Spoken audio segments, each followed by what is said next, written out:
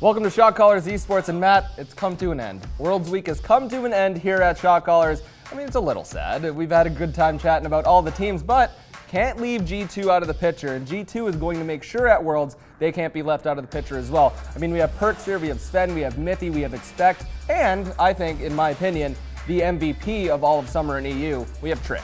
Trick is the guy that's going to make or break G2. Now, I'm curious. I'm super curious because I've been praising Trick all split long. Am I wrong? Is Trick not the MVP? Is Trick not the go-to guy on this team? I think he has to be the MVP, the way he's been playing, especially bringing along the young top laner Expect too. He's shown a lot of progress throughout the season, especially at, Trick helps them. They're both from Korea, so they have that innate synergy there.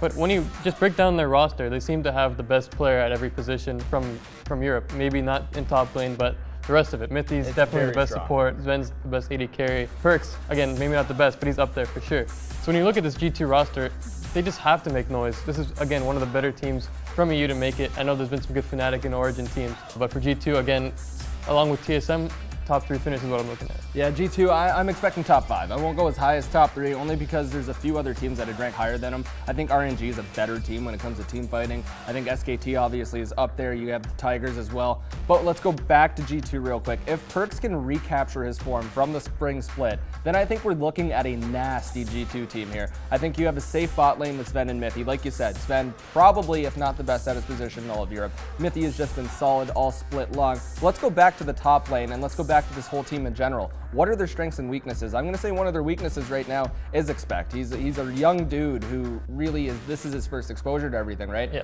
So if he goes in with this lack of experience more so, can he really make some noise, or will he crack under the pressure? He's definitely going to be outclassed, and there's going to be a ton of pressure, especially coming from Korea, facing those top tier guys from SKT and from Rocks. It's going to be tough for him, but again, there's going to be less pressure on him. I think Trick's going to help him out a little bit. They're probably going to target him from other teams, gank him a lot over and over, give him the direst treatment, so to say.